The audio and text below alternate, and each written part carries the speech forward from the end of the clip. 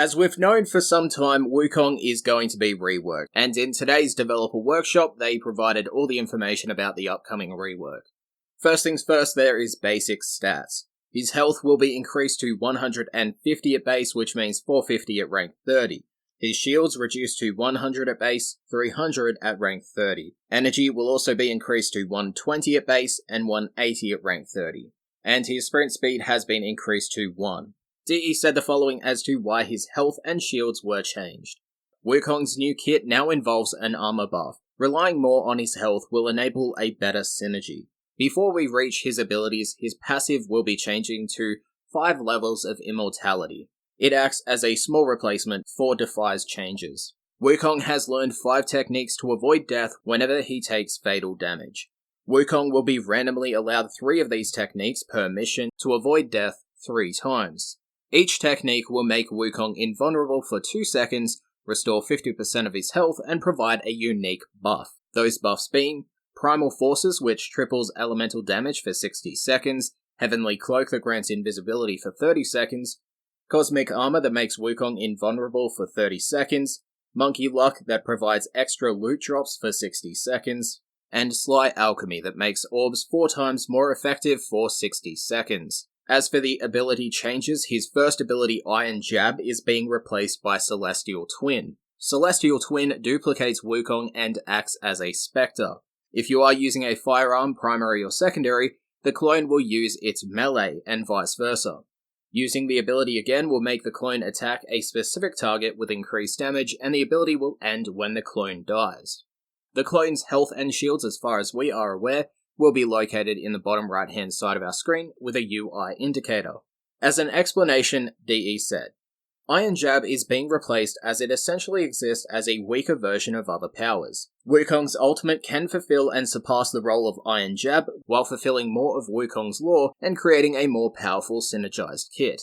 The second ability, Cloud Walker, is getting its energy cost reduced, a faster cast speed and movement speed, the ability to cast without restriction, and the ability to heal himself and, if active, his Celestial Twin. You'll also have the option to interrupt the ability by attacking, and the ability to pass through traps, lasers, and sensors without setting off the alarms or defenses. Once again, DE's explanation follows. Previously, Cloud Walker did not have many use cases, as it was a slower and lesser stealth option than that of other frames. The changes make the ability good for repositioning, more well-rounded, and way faster. The third ability, Defy, has been changed to taunt enemies into attacking Wukong. Any damage dealt will be absorbed and redirected at the end of the cast through a staff spin.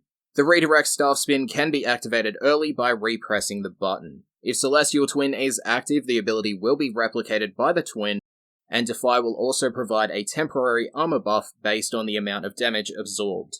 Previously, Defy's invulnerability was not very interactive. This change features invulnerability while encouraging more tactical, active, and interesting gameplay techniques.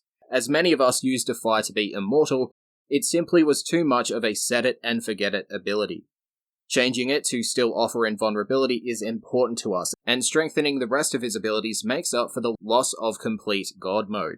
The fourth and final ability, Primal Fury, will no longer hold Wukong in place upon activation. It will also have added slash damage and increased status chance and attack range. The attack range on top of that no longer needs to be charged via the combo meter to be increased. Primal Fury will use the upcoming Melee 3.0 combo system that streamlines combos and combat into simplified combo sets, and will also have its animations trimmed. Lastly, for Primal Fury, the casting cost will be reduced, but its cast drain increased, to be turned off and on as desired. DE said, when Primal Fury was used previously, it felt weak due to short range, and after use felt strong. These changes will enable a stronger, more exciting way while featuring a taste of the upcoming Melee 3.0 system. In regards to his augments, Iron Vault will be replaced by an augment that allows the Celestial Twin to perform a wide radius slam that will suspend enemies. There are no plans to change the enveloping cloud for Cloud Walker, and with Primal Rage, it will have its bonus critical chance per kill increased to 15%, and its critical chance cap increased from 100% to 150. The augments will make it so Primal Fury's energy drain is stopped for 5 seconds when getting a kill, and its energy drain scales with duration. To end the post, DE said the following: "Right now, Wukong is one of our less utilized frames. We hope that these changes will create a more interesting and engaging playing experience for current Wukong mains while helping the Trickster find his way into the hearts of future fans. To celebrate the changes, all players who currently own Wukong will receive 3 Forma. For those that play Conclave, DE has announced that he will be disabled upon launch so that they can balance him within the game mode." That is the end of the post, but if you do want my thoughts on these changes, I'll give you a brief rundown. I haven't cared about Wukong for a while. They do look like great changes, and changes that have thought and care behind them, unlike, let's say, Vauban's charge change.